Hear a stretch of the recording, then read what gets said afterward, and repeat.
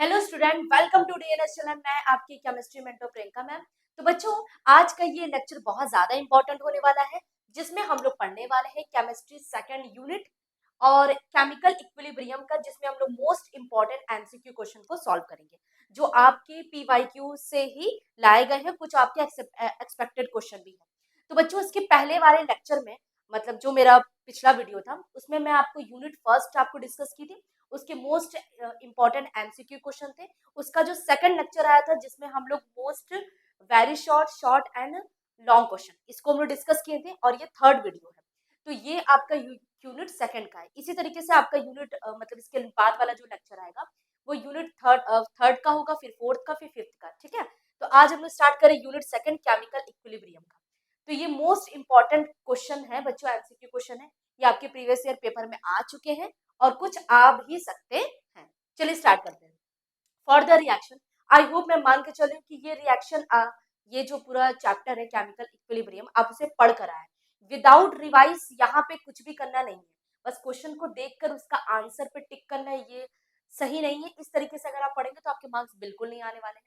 तो पहला ये है, मैं हर बार बोलती हूँ कि आप पहले जाओ, पहले चीजों को पहले रिवाइज करके तो इस वीडियो को देखना, तो आपके लिए बहुत ज्यादा बेनिफिशियल होगा। चलिए स्टार्ट करते हैं। For the reaction PCl3 plus Cl2, दोनों आपका रिएक्शन सारे गैस में है, PCl5 का फॉर्मेशन कर रहे हैं।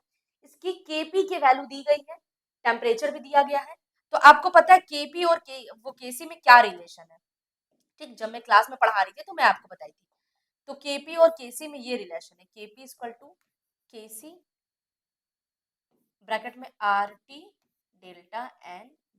ठीक, यहाँ पे आपको Kp के वैल्यू ऑलरेडी गिवन है, क्या है 26। टेम्परेचर भी गिवन है 250 डिग्री सेंटीग्रेड। ठीक, आपको मैं एक अप्रोच बता रही हूँ कैसे आप क्वेश्चन को अप्रोच कर सकते हैं। डेल्टा Ng की वैल्यू ये आप कैसे निकालेंगे।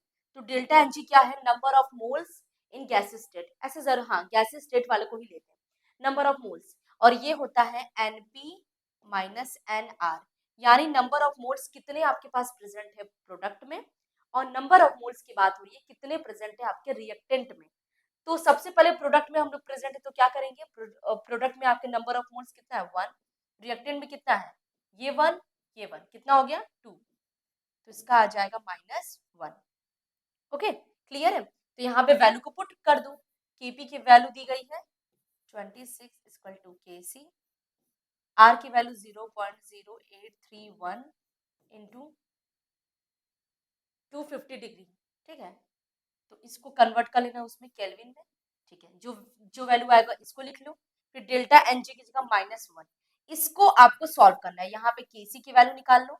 ठीक, Kc की वैल्यू निकालेंगे तो ये सारा अपॉन में चला जाएगा। तो 26 अपॉन में 0.0831 इंटू यहाँ पे जो भी आपका टेम्परेचर आएगा उसके -1।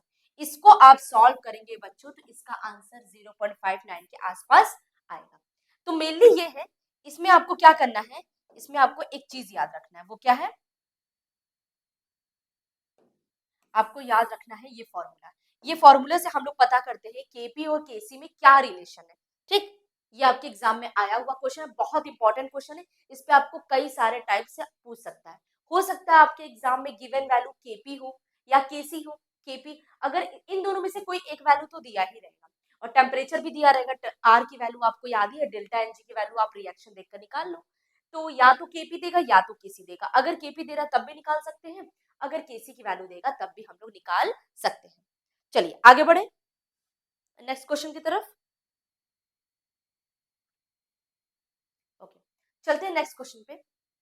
क्या बोल रहा है, for the hypothetical reaction the equilibrium constant K value are given. आपके पास इक्विलिब्रियम कांस्टेंट दिया गया है, the equilibrium constant K for the reaction A forward D। इसका मतलब है, पूछ रहा है आपसे A D, इसका ये वाला जो फॉरवर्ड रिएक्शन है उसकी वैल्यू क्या होगी। आपको सबका K1 K2 K3 दिया गया। आप एक बार इसे क्या करो, ट्राई करो, ट्राई करके बताओ क्या हो सकता है।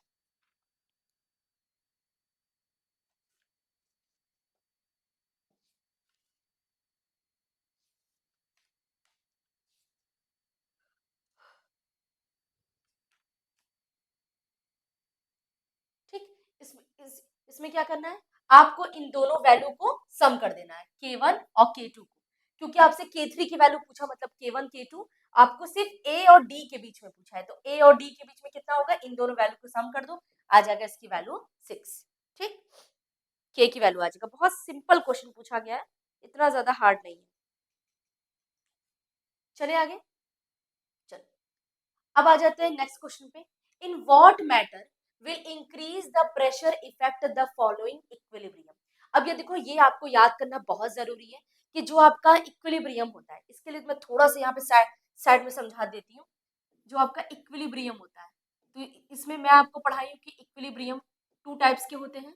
कौन कौन सा होता है, एक होता है फिजिकल इक्विलिब्रियम और एक होता है केमिकल इक्विलिब्रियम, और आपके सिलेबस में आपको केमिकल इक्विलिब्रियम ही पढ़ना होता है। केमिकल इक्विलिब्रियम भी टू टाइप्स के होते हैं, एक होता है रिवर्सिबल और एक होता है इरिवर्सिबल, और आपको अच्छे से पता है कि आपको कौन सा पढ़ना है, तो आपको रिवर्सिबल वाले रिएक्शन ही पढ़ना है, यानी जहां पे आपका रिएक्टेंट कन्वर्ट हो सके प्रोडक्ट में एंड प्रोडक्ट फर्दर कन्वर्ट हो सके रिएक्टेंट में। Okay, is that forward, is that backward. तो ये जो रिएक्शन आपको पढ़नी होती है इक्विलिब्रियम कंडीशन पे, इसे बोलते हैं क्या, केमिकल इक्विलिब्रियम, और पूरे चैप्टर में रिवर्सिबल होता है। तो बच्चों ले चटलिए प्रिंसिपल क्या बोलती है, मैं यहाँ पे बता दे रही हूँ क्या है, क्योंकि ये आपका क्वेश्चन में भी कई बार पूछा गया है। हो सकता है किसी को ना समझ में आया हो, क्योंकि बहुत सारे बच्चे तो मेरा क्लास तो किए नहीं है। ठीक है, ले चटलिए प्रिंसिपल, ये बहुत ज्यादा इंपॉर्टेंट है इस चैप्टर से। ये क्वेश्चन तो उसका फेवरेट टॉपिक होता है, जितने भी एग्जामिनर होते हैं क्वेश्चन पेपर बनाते हैं, तो इस चैप्टर का जो फेवरेट टॉपिक है या मोस्ट एक्सपेक्टेड टॉपिक है, वो क्या है, ले चटलिए प्रिंसिपल है। क्या कहता है ये, ले चटलिए प्रिंसिपल बोलता है कि जब भी कोई भी चीज इक्विलिब्रियम पे प्रेजेंट है, सपोज करो ये आपके पास कोई रिएक्शन है, N2 प्लस 3H2, क्या बना रहे हैं, 2N3। सपोज करो ये इक्विलिब्रियम पे है। इक्विलिब्रियम कहने का सेंस क्या है कि वो आपका क्या है, स्टेबल में है, इक्विलिब्रियम पे है। कोई भी चीज अगर इक्विलिब्रियम पे रहती है मतलब वो बहुत ज्यादा स्टेबिलिटी में रहती है। ठीक, अब आप लोग कहेंगे कि मैम आप इसे स्टेबल बोल क्यों रही हैं, तो एक्चुअली में इक्विलिब्रियम यानी चीजें बराबर हो। सपोज करो ये आपका पूरे 50 मॉलिक्यूल है, ये भी आपका 50 मॉलिक्यूल है, तो इसका मतलब क्या है, ये इक्विलिब्रियम कंडीशन पे है। तो इक्विलिब्रियम कंडीशन क्या होता है, कोई भी चीज बहुत ज्यादा स्टेबल है, अगर वो बहुत ज्यादा स्टेबल है तो क्या वो अपने आप को अनस्टेबल करना चाहेगा, बिल्कुल नहीं। तो ले चटलिए प्रिंसिपल क्या बोलते हैं कि अगर कोई भी चीज इक्विलिब्रियम पे है, तो अगर आप उसके रिएक्शन में कुछ भी छेड़छाड़ करेंगे, कुछ भी डिस्टर्ब करेंगे उस रिएक्शन को, तो वो रिएक्शन खुद से अपने आप को दोबारा से इक्विलिब्रियम लाने के लिए कोशिश करता है। इसे ही क्या बोलते हैं, ले चटलिए प्रिंसिपल। ठीक, अगर आप इसे डिस्टर्ब करेंगे तो अब मैं क्या करूं, मैं इसे डिस्टर्ब कर रही हूँ, 50 मॉलिक्यूल्स यहाँ था, 50 मॉलिक्यूल्स यहाँ था, मैं इसे डिस्टर्ब करके यहाँ पे मैं 40 कर दूं, यहाँ 60 कर दूं, तब भी तो 100 ही है। ठीक, यहाँ 60 कर दूं, यहाँ 40 कर दूं, तब भी तो 100 ही है, टोटल तो 100 ही है ना मॉलिक्यूल्स। तब आप बोलेंगे यहाँ पे इक्विलिब्रियम कंडीशन अब नहीं रह गया, तो ये खुद से रिएक्शन क्या करेगा, अपने आप को बैलेंस करने के लिए फॉरवर्ड या बैकवर्ड रिएक्शन करेगा। कैसे, आपके पास 50 मॉलिक्यूल्स पहले थे, हमने इसको डिस्टर्ब कर दिया, 40 60 कर दिया, तो ये 60 वाला क्या है, वो कोशिश करेगा कि हम दोबारा से इसको 50 में कन्वर्ट करें, तो अपने 10 मॉलिक्यूल्स यहाँ भेजेगा। अगर ये इधर भेज रहा है मतलब ये कौन सा रिएक्शन हो रहा है, ये आपका वो रिएक्शन हो रहा है रिवर्स हो रहा है, मतलब बैकवर्ड रिएक्शन हो रहा है। अगर ये रिएक्शन ऐसे जाएगा तो फॉरवर्ड होगा, अगर ये रिएक्शन ऐसे जाएगा तो बैकवर्ड होगा। यानी इक्विलिब्रियम अपने आप को दोबारा से ओरिजिनल स्टेट में लाने के लिए फॉरवर्ड या बैकवर्ड रिएक्शन करता है, और इसे ही हम लोग कहते हैं ले चटलिए प्रिंसिपल। क्लियर है, क्लियर है कि नहीं। इसी पर बहुत सारे आपके एग्जाम्स में क्वेश्चन भी आते हैं। ओके, तो अब एक काम करना है ना, हमको अलग अलग इफेक्ट देखना है। तो सबसे पहले हम लोग क्या बोल सकते हैं, हम लोग क्या चेंजेस कर सकते हैं, तो पहले काम करो, कंसंट्रेशन चेंज कर दो। ये दूसरा क्या कर सकते हैं, प्रेशर चेंज कर दो। अच्छा ठीक है, तीसरा क्या कर सकते हैं, टेम्परेचर चेंज कर दो। मैं तीनों इसलिए पढ़ा दे रही हूँ, हालांकि थोड़ा सा मैं इसको रिवाइज करा दे रही हूँ, क्योंकि इन्हीं पर से नेक्स्ट वाले जितने भी क्वेश्चंस हैं उसी पर ही पूछा गया है। हो सकता है कि बहुत सारे स्टूडेंट यहाँ पे पढ़कर आए, बहुत सारे ऐसे स्टूडेंट हैं जो पढ़कर इस वीडियो को नहीं देख रहे हैं, तो उनके लिए तो उन्हें तो समझ नहीं आएगा कि नेक्स्ट वाला क्वेश्चन होने क्या वाला है। तो अगर कंसंट्रेशन में चेंज करेंगे तो पहला हम लोग कंडीशन पढ़ते हैं, ध्यान से इसको देखना, बिल्कुल एकदम ध्यान से। अगर हम लोग रिएक्शन में कंसंट्रेशन चेंज कर दें, सपोज करो रिएक्टेंट का कंसंट्रेशन क्या कर रहे हैं, बढ़ा दे रहे हैं, तो क्या रिएक्शन और प्रोडक्ट का तो उतना ही है। देखो रिएक्टेंट का कंसंट्रेशन बढ़ाने का मतलब है इसको पहले ये 50 था और ये 50 था, हम इसको कर दिए 100 और ये तो अब भी 50 ही है, क्या ये इक्विलिब्रियम पे है? नहीं, ये तो डिस्टर्ब हो गया ना। ले चटलिए प्रिंसिपल क्या बोलते हैं, अब डिस्टर्ब हो गया मतलब ये अपने आप से अपने आप को बैलेंस करने के लिए कुछ ना कुछ फॉरवर्ड रिएक्शन देगा या कुछ ना कुछ बैकवर्ड रिएक्शन देगा। तो आप बताओ ये फॉरवर्ड देगा या बैकवर्ड देगा? तो आप बोलेंगे कि मैम अपने आप को बैलेंस करने के लिए ये सोचेगा कि अपने 50 मॉलिक्यूल वहां भेज दे, तो यहाँ भी 100 वहां भी 100 हो जाएगा, मतलब बैलेंस हो जाएगा, चीजें बैलेंस हो जाएगी। तो ये कौन सा रिएक्शन देगा? फॉरवर्ड। तो इसमें हम लोग बोल सकते हैं इन विच अगर रिएक्टेंट का कंसंट्रेशन बढ़ गया है, ब्रैकेट में लिख लो, कंसंट्रेशन रिएक्टेंट का बढ़ेगा, अगर आप रिएक्टेंट का कंसंट्रेशन बढ़ाएंगे तो रिएक्शन आपका कहाँ की तरफ शिफ्ट होगा? फॉरवर्ड रिएक्शन, ठीक। और अगर आप प्रोडक्ट का कंसंट्रेशन बढ़ाएंगे तो रिएक्शन कहाँ हो जाएगा? बैकवर्ड शिफ्ट होगा, ठीक। मतलब अगर आप यहाँ पे कंसंट्रेशन बढ़ा देंगे 100 कर दो तो ये यहाँ पीछे की तरफ आएगा, बैकवर्ड रिएक्शन देगा। इसमें तो कोई भी डाउट नहीं होना चाहिए, ठीक। तो आपका फर्स्ट वाला कंप्लीट हो गया। अब हम लोग सेकंड पढ़ते हैं, प्रेशर। प्रेशर अगर मान लो सपोज करो हम कंसंट्रेशन से इसको डिस्टर्ब नहीं किए, हम इसको प्रेशर से डिस्टर्ब कर रहे हैं। प्रेशर पहले नॉर्मल था 1 एटीएम 1 एटीएम, अब क्या किए इस तरफ का प्रेशर बढ़ा दिए या इस तरफ का प्रेशर बढ़ा दिए। उसके लिए क्या होता है, प्रेशर को थोड़ा साइड में हमको पढ़ना पड़ेगा क्योंकि इसके लिए एक रूल होता है प्रेशर के लिए। Reaction will be forward. अगर आपको रिएक्शन देखो फॉरवर्ड में हमें क्या मिलता है, प्रोडक्ट मिलता है। अगर आपको प्रोडक्ट ज्यादा चाहिए तो रिएक्शन के लिए आपको क्या करना पड़ेगा, अगर आपको फॉरवर्ड रिएक्शन करना है तो reaction will be forward if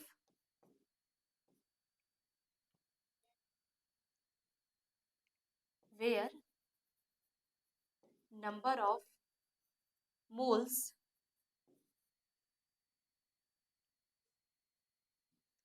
ऐसे लिखो, वो ज्यादा सही रहेगा।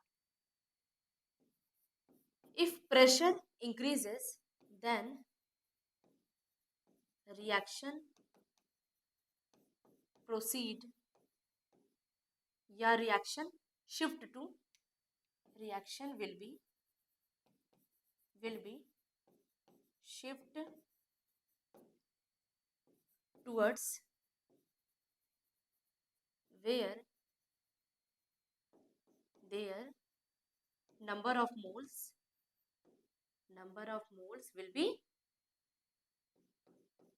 will be less। ये बोल रहा है प्रेशर को इंक्रीज करने पर रिएक्शन वहां की तरफ शिफ्ट होगा जहां पे नंबर ऑफ मोल्स कम है। अब चेक करो नंबर ऑफ मोल्स कहाँ कहाँ पे ज्यादा है, कहाँ से, ये देखो यहाँ 1 है यहाँ 3 है, तो यहाँ पे नंबर ऑफ मोल्स आपके हो गए 4। एक काम करते हैं इसको थोड़ा सा क्लीन करके लिखते हैं, ठीक। फिर से देखो N2 प्लस 3H2 2NH3। अब ध्यान से देखो यहाँ पे टोटल 4 मॉलिक्यूल्स हैं और यहाँ पे टोटल 2 मॉलिक्यूल्स हैं। तो अगर हम लोग प्रेशर को इंक्रीज करेंगे, रूल क्या बोलता है, प्रेशर को इंक्रीज करने से रिएक्शन वहां की तरफ शिफ्ट होगा जहां पे आपका नंबर ऑफ मोल्स कम है। तो प्रेशर को बढ़ाने पर रिएक्शन कहाँ जाएगा, फॉरवर्ड या बैकवर्ड, सोच के बताओ।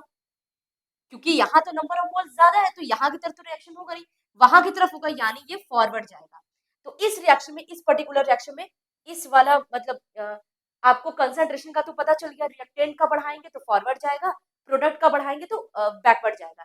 लेकिन आपको इसके लिए एक रूल याद करना पड़ेगा प्रेशर के लिए, इक्विलिब्रियम अपने आप को कैसे ओरिजिनल स्टेट में लाएगा वो डिपेंड करता है नंबर ऑफ मोल्स कहाँ पे कम है, ठीक। तो अलग अलग रिएक्शन में अलग अलग आएगा, यहाँ पे फॉरवर्ड जा रहा है, किसी और रिएक्शन में प्रेशर को बढ़ाने से बैकवर्ड भी जा सकता है। तो ध्यान रखना इसीलिए मैं यहाँ पे फॉरवर्ड बैकवर्ड नहीं लिखी हूँ, ठीक है। तो ये आपका हो गया सेकंड पॉइंट। थर्ड पॉइंट है टेम्परेचर। ये बहुत ज्यादा इंपॉर्टेंट है, इस पे भी कई बार बहुत बार क्वेश्चन पूछा गया है, ठीक ठीक। ये टेम्परेचर में क्या वो क्या बोलता है, अब टेम्परेचर पे भी एक रूल है। अगर कोई भी सिस्टम सपोज करो ए है बी है और ये कुछ हीट लिया है, ठीक है। और वहां जाके प्रोडक्ट बना रहा है, यानी हीट को कंज्यूम किया है, तो मतलब ये क्या है, एंडोथर्मिक है। इंडोथर्मिक रिएक्शन, इंडोथर्मिक रिएक्शन में क्या होता है भाई, इसको आप टेम्परेचर दे रहे हैं तब जाके रिएक्शन दे रहा है, प्रोडक्ट दे रहा है। यानी इंडोथर्मिक रिएक्शन के लिए आपका क्या होगा, टेम्परेचर आपको बढ़ाना पड़ेगा। पर वही अगर सपोज करो आपके पास कुछ ऐसा रिएक्शन है, यहाँ पे अच्छा इधर बता देती हूँ, आपके पास कोई ऐसा वो रिएक्शन है ए प्लस बी, वहां जाके प्रोडक्ट और कुछ हीट आपका बाहर ये निकल गया, मतलब ये रिएक्शन से हीट बाहर निकल रहा है, यानी ये क्या है, एक्सोथर्मिक प्रोसेस है। तो एक्सोथर्मिक प्रोसेस, क्या इसको हीट की जरूरत है, ऑलरेडी इसको हीट निकल रहा है, मतलब आप टेम्परेचर इसको, मतलब अगर आप इसको टेम्परेचर इंक्रीज करेंगे तो ये रिएक्शन कहाँ जाएगा, फॉरवर्ड की तरफ। ठीक, और इसी रिएक्शन में, इंडोथर्मिक रिएक्शन में ही टेम्परेचर आप बढ़ा रहे तब तो सही है, प्रोसेस चल रहा है, फॉरवर्ड जाएगा रिएक्शन। अगर टेम्परेचर कम कर दिए तो बैकवर्ड चला जाएगा। इस केस में देखो एक्सोथर्मिक रिएक्शन है, मतलब मुझे यहाँ पे टेम्परेचर कम करना होगा, ठीक, क्योंकि ऑलरेडी वहां से हीट बाहर निकल रहा है, ऊपर से और आप हीट दे रहे हैं। अभी गर्मी का सपोज करो, अभी ठंडी का थोड़ा मौसम चल रहा है, तो अभी मैं क्या करूँ, एसी एसी ऑन कर दूं और बोल दूं पढ़ो, तो आप बोलेंगे कि मैम ठंडी तो है, अब एसी ऑन करने की क्या जरूरत है। सेम चीज, अगर ये एक्सोथर्मिक रिएक्शन है, मतलब टेम्परेचर बाहर निकल रहा है कंटिन्यू, तो अगर टेम्परेचर बाहर निकल रहा है तो इसको टेम्परेचर देंगे तो ये रिएक्शन क्या होगा, बैकवर्ड जाने लगेगा, पर हमें तो प्रोडक्ट चाहिए फॉरवर्ड जाने के लिए। तो इस वजह से एक्सोथर्मिक रिएक्शन में हमेशा टेम्परेचर डिक्रीज होता है, तब जाके इन दोनों प्रोसेस क्या करता है, फॉरवर्ड को फेवर करेगा, ध्यान रखना। ठीक, ये 3 पॉइंट अगर आपको याद है तो बहुत इंपॉर्टेंट है। अब आ जाते हैं अपने क्वेश्चन पे, क्या बोल रहा था ये क्वेश्चन, सेकंड वाला था ना, अच्छा ये हो गया। अब ध्यान से लो, अब यहाँ से आपके सारे क्वेश्चन यू सॉल्व हो जाएंगे। ठीक, चलो अब क्वेश्चन देख लो, in what matter will increase the pressure effect the following equilibrium. बोल रहा है कौन से ऑप्शंस यहाँ पे सही है, प्रेशर को इंक्रीज, देखो प्रेशर को बढ़ा रहा है, तो हम लोग क्या पढ़े, हम रूल रूल क्या पढ़े, प्रेशर इंक्रीज करने से रिएक्शन आपका वहां की तरफ शिफ्ट होगा जहां पे नंबर ऑफ मोल्स क्या है, कम है, लेस है।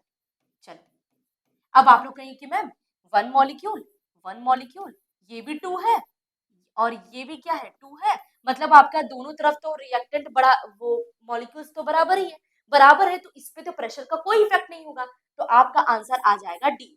पर एक्चुअली में ये गलत है। अब थोड़ा सा आपको इसमें लगाना पड़ेगा दिमाग।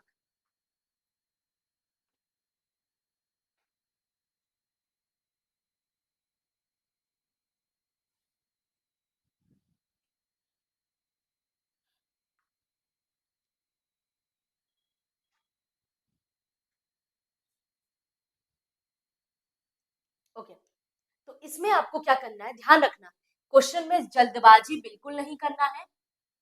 मैं क्या बोली, केमिकल इक्विलिब्रियम जो लेट चटली प्रिंसिपल वगैरह सब कुछ है, वो सब कुछ गैसियस स्टेट के लिए है, ये तो ये सॉलिड स्टेट में है ना, तो इसको कंसीडर करेंगे ही नहीं।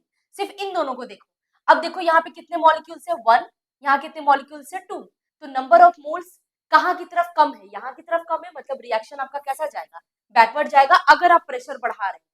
ठीक, प्रेशर बढ़ाएंगे, रिएक्शन वहां शिफ्ट करेगा जहां नंबर ऑफ मोल्स कम है, तो इसका कहाँ पे है, shift in the reverse direction, इसका सही ऑप्शन क्या होगा, बी।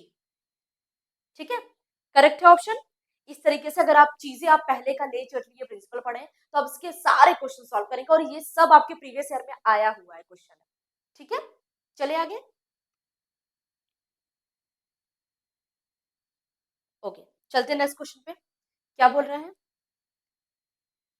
एक मिनट, फॉर्मेशन ऑफ SO3, मुझे SO3 चाहिए, ठीक है, फॉर्मेशन ऑफ, ठीक है, take place according to the reaction which of the factor, हमें कौन सा फैक्टर अपनाना चाहिए जिससे मुझे SO3 बहुत ज्यादा से ज्यादा मिले, मतलब SO3 को लेने के लिए हमें कौन सा रिएक्शन देना पड़ेगा, फॉरवर्ड या बैकवर्ड, सोचो, SO3 हमें चाहिए तो मुझे फॉरवर्ड रिएक्शन चाहिए, यानी मेरा रिएक्शन फॉरवर्ड होना चाहिए, फॉरवर्ड होना चाहिए। ऑप्शन पढ़ते हैं, शायद मुझे आंसर मिल जाए, इंक्रीज इन द टेम्परेचर, और ध्यान दो डेल्टा एच की वैल्यू दी गई है, डेल्टा एच की वैल्यू निगेटिव, मतलब ये क्या है, एक्सोथर्मिक, ये क्या है, एक्सोथर्मिक रिएक्शन। डेल्टा एच की वैल्यू अगर पॉजिटिव रहता है तो उसको क्या बोलते हैं, एंडोथर्मिक रिएक्शन। इस बात को हमेशा याद रखना, आपको कोई भी क्वेश्चन दे उसमें चेक कर लेना डेल्टा एच की वैल्यू क्या है। एक्सोथर्मिक रिएक्शन है तो हमने क्या पढ़ा है कि टेम्परेचर को इसमें कम करना पड़ेगा तब जाके ये फॉरवर्ड देगा। जस्ट अभी पीछे हम लोग पढ़े हैं। क्या किसी भी ऑप्शन में टेम्परेचर को कम किया है? इंक्रीज द टेम्परेचर नहीं, इंक्रीज इन प्रेशर नहीं, ये सारी चीजें। अब टेम्परेचर तो कम, मतलब पहला वाला ऑप्शन तो बिल्कुल पूरी तरीके से गलत है। सेकंड ऑप्शन करा इंक्रीज इन प्रेशर। आपको पता है प्रेशर बढ़ाने पर, प्रेशर को बढ़ाने पर रिएक्शन वहां की तरफ शिफ्ट करेगा जहां नंबर ऑफ मोल्स कम है। तो चेक कर लो, नंबर ऑफ मोल्स यहाँ पे क्या है 3 है और यहाँ पे क्या है 2 है। मतलब ये कहाँ जाएगा, प्रेशर को इंक्रीज करेंगे तो ये फॉरवर्ड भागेगा। मतलब ये रिएक्शन, इसका सही ऑप्शन बी है। पर और भी चेक कर लेते हैं। रिमूवल ऑफ ऑक्सीजन, एक काम करते हैं ना, ऑक्सीजन को कम करते हैं। अगर ये रिएक्टेंट कम हो जाएगा, सपोज करो पहले ये 100 था, ये भी 100 था, अब मैं क्या कर रही हूँ धीरे धीरे O2 को हटा रही हूँ, कम करते जा रही हूँ। मतलब ये 90 हो रहा है, 80 हो रहा है, 70 हो रहा है, इधर 100 ही है। तो ये क्या करेगा भाई, अपने आप को बैलेंस करने का थोड़ा सा इसको एक तरफ शिफ्ट होगा ना। जैसे मान लो आपके छोटे वाले भाई के पास 90 रुपीज है, आपके पास 100 रुपीज है, तो आप बोलेंगे ठीक है भाई 10 रुपये उसको देते, छोटा भाई है। वैसे ही ये 100 मॉलिक्यूल्स है, यहाँ पे ये सोचेगा अरे ये तो अनस्टेबल होने लगा, इक्विलिब्रियम अब हम लोग रह ही नहीं गए। तो ये अपने आप को बैलेंस करने के लिए अपने 10 मॉलिक्यूल यहाँ भेजेगा। जैसे ही भेजेगा वो कौन सा रिएक्शन हो जाएगा, बैकवर्ड। तो इससे तो SO3 को कोई फर्क ही नहीं पड़ा। मतलब मुझे SO3 ज्यादा चाहिए, फॉरवर्ड रिएक्शन होना चाहिए, पर इस केस में तो बैकवर्ड हो रहा है। मतलब ये ऑप्शन भी गलत है। ठीक, लास्ट ऑप्शन देखो, इंक्रीज इन वॉल्यूम। अच्छा, वॉल्यूम को पहली बात तो वॉल्यूम इस पर डिपेंड ही नहीं करता है। हम लोग टेम्परेचर, प्रेशर और कंसंट्रेशन चेक करते हैं, मतलब ये भी गलत है। ठीक है, चले आगे। आई होप कॉन्सेप्ट आपको समझ में आया होगा। ओके, चलते हैं नेक्स्ट क्वेश्चन पे। Le Chatelier principle is not applicable to, बस आप ये खुद सॉल्व कर सकते हैं, मुझे बताने की जरूरत ही नहीं है। बहुत इजी क्वेश्चन है, सॉल्व करने की ट्राई करो एक बार। सारे आपको गैस में दिख रहे हैं, बस एक आपका सॉलिड में है, तो भाई यही तो पॉसिबल नहीं है। ले चटली प्रिंसिपल साहब बस इतना बता दें कि हम गैस मॉलिक्यूल के लिए ही बता सकते हैं। ठीक है, क्योंकि भाई आप सोचो ना, कोई चीज अगर सॉलिड में है वो कंप्रेसिबल नहीं होता है। गैस के मॉलिक्यूल को कंप्रेस कर दिया जाता है, मतलब आप ऊपर से प्रेशर इंक्रीज करो डिक्रीज करो, वो उस माहौल में ढल जाएंगे। लेकिन सॉलिड का सॉलिड फिक्स है, इसको हम जितना भी प्रेशर लगा के कम करके टूट जाएगा, लेकिन ये कंप्रेस नहीं होगा। गैस के मॉलिक्यूल को कंप्रेस किया जा सकता है, इसलिए उसमें कंसंट्रेशन, टेम्परेचर, प्रेशर का इफेक्ट पड़ता है, इस पर कोई इफेक्ट नहीं पड़ेगा। ठीक, चलते हैं नेक्स्ट क्वेश्चन पे। in which one of the following reaction the yield of product decrease by the increasing the pressure। अच्छा, बोल रहा है आपके पास जो yield है, यानी प्रोडक्ट की बात करें, yield of product decrease, product आपका डिक्रीज कर रहा है अगर हम लोग प्रेशर को इंक्रीज कर रहे हैं। तो क्यों डिक्रीज कर रहा है, कौन से केस में ऐसा होगा? अब देखो, प्रेशर को इंक्रीज करने पर रिएक्शन वहां की तरफ जाएगा जहां नंबर ऑफ मोल्स कम है। तो अगर आपको इस सारे रिएक्शन में अगर आपको फॉरवर्ड जाएगा, मतलब फॉरवर्ड तब जाएगा जब आपके नंबर ऑफ मोल्स, सपोज करो A प्लस बी, वहां जाके प्रोडक्ट C प्लस डी बना रहा है। ठीक, प्रेशर को इंक्रीज करने से रिएक्शन फॉरवर्ड तभी जाएगा जब आपका नंबर ऑफ मोल्स यहाँ पे कम होगा, यहाँ लेस होगा। ठीक, अब ये क्या बोल रहा है, इस रिएक्शन में बोल रहा है आपका प्रोडक्ट डिक्रीज कर रहा है, decrease by the increase the pressure. अच्छा, प्रेशर बढ़ाने से ये चीज क्या कर रहा है, डिक्रीज कर रहा है। हाँ, बहुत आसान क्वेश्चन है, करो ट्राई करो उसको, क्या हो सकता है इसका आंसर।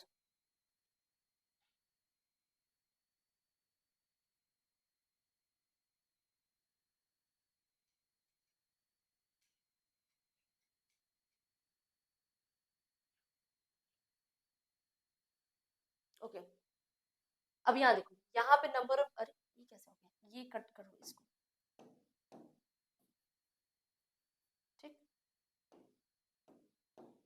हम्म, ये पहले वाले रिएक्शन में ये देखो, यहाँ पे नंबर, अब देखो ऐसा तब होगा जब आपका रिएक्शन बैकवर्ड जाएगा, तभी तो ये कम हो जा रहा है।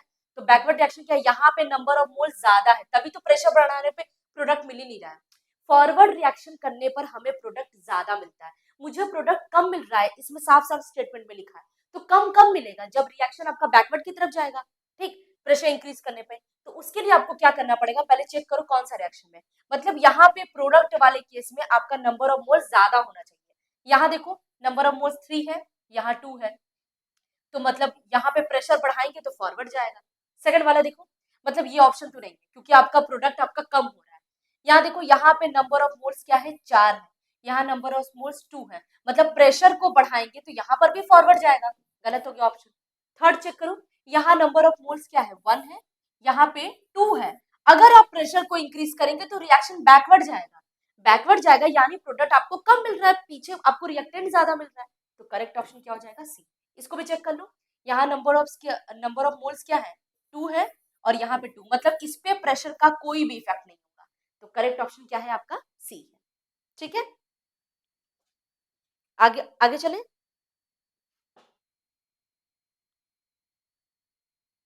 ओके, चलते हैं नेक्स्ट क्वेश्चन पे। What would happen to a reversible dissociation reaction at equilibrium when a inert gas added? ये देखो, inert gas क्या करता है, inert gas भी ऐड करने पर at constant pressure at constant temperature, तो at constant volume होगा, तो at constant volume पे कोई इफेक्ट नहीं पड़ता है, inert gas को equilibrium पे होता है, अगर हम लोग कन्वर्ट कर ऐड करा दे तो what would be happen to reversible dissociation reaction at equilibrium when inert gas is added while the pressure remain unchanged? pressure remain unchanged का मतलब प्रेशर क्या है, कांस्टेंट है, अगर आपका प्रेशर कांस्टेंट है तो रिएक्शन कहां की तरफ जाएगा, चलो अभी जस्ट मैं वो पीछे पढ़ाई हूं, बताओ।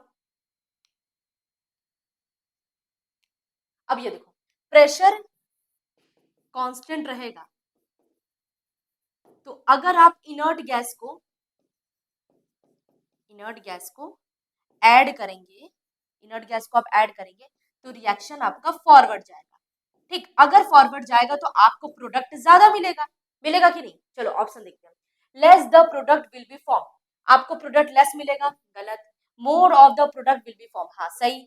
मोर ऑफ द रिएक्टेंट, नहीं, रिएक्टेंट क्यों ज्यादा मिलेगा, इट रिमेन अनअफेक्टेड, मतलब उस पर कोई प्रभाव नहीं पड़ेगा, गलत है, तो सही ऑप्शन क्या है, B.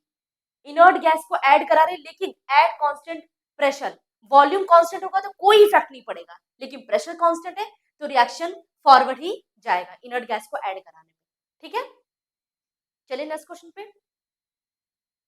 The supply of oxygen to the tissue by blood, ठीक है, हीमोग्लोबिन के थ्रू ऐसा होता है, कैन बी एक्सप्लेन बाय, तो ये ले चट लिए प्रिंसिपल बॉयल्स लॉ, पहली बात तो बॉयल्स लॉ का इससे कोई मतलब ही नहीं है, डॉल्टन्स लॉ ये भी नहीं है, चार्ल्स लॉ, तो इसका करेक्ट ऑप्शन क्या है, ले चट लिए प्रिंसिपल, ठीक है, क्योंकि प्रेशर क्या, पार्शियल प्रेशर ज्यादा होता है कम होता है, हाँ, अब इसमें इतना ज्यादा मैं बायोलॉजी में नहीं जाऊंगी क्योंकि वहां से आपको उसका कोई नीड नहीं है, तो वहां पे प्रेशर का कम ज्यादा होने की वजह से आपका इक्विलिब्रियम बैलेंस नहीं हो पाता है, इसलिए ले चटनी प्रिंसिपल फॉलो करता है, ठीक। ओके, चलते हैं नेक्स्ट क्वेश्चन पे। At equilibrium delta G is, equilibrium पे याद रखना डेल्टा जी की भी वैल्यू क्या होता हो जाती है, जीरो हो जाती है, तो करेक्ट ऑप्शन क्या है, सी। ये सब आपके प्रीवियस ईयर क्वेश्चन में आया हुआ है। चले नेक्स्ट, चलो लास्ट क्वेश्चन है। इफ केपी इज -100, आर की वैल्यू, अच्छा केपी की वैल्यू दी गई है -100, आर की वैल्यू दी गई है 0.8 दिया, 8.314 जूल पर केल्विन, ठीक, per kelvin. Then delta G naught, तो डेल्टा जी नॉट की वैल्यू पूछी गई है, ठीक है, for a gaseous reaction for 200, अच्छा टी की वैल्यू दी गई है, तो इसकी value is delta G naught equal to minus, एक मिनट की के टी आर हो जाएगा, are T L N K ना, minus R T L N K, सबकी वैल्यू थी, के की वैल्यू यही है, सबकी वैल्यू दी गई, इस वैल्यू पे पुट करो और जल्दी से इसका आंसर बता दो, बस ये न्यूमेरिकल है, एक दो कभी कभी न्यूमेरिकल भी आ जाता है क्वेश्चन में, तो अगर आप इसे सारी वैल्यू ये पुट करेंगे तो आपका करेक्ट ऑप्शन क्या आएगा, 11.56। ओके, चलो चलो बच्चों, तो यहाँ तक आपका मोस्ट इंपॉर्टेंट एमसीक्यू क्वेश्चन हो गया। अब इसके नेक्स्ट वीडियो में हम लोग क्या करेंगे, यूनिट थर्ड की बात करेंगे। यूनिट थर्ड आपका है केमिकल इक्विलिब्रियम हो गया, अब हम लोग को पढ़ना है फेज इक्विलिब्रियम, तो उसके मोस्ट इंपॉर्टेंट एमसीक्यू क्वेश्चन को सॉल्व करेंगे, उसके बाद देन नेक्स्ट यूनिट, ओके, तो मिलते हैं अगले क्लास में, थैंक यू फॉर वॉचिंग।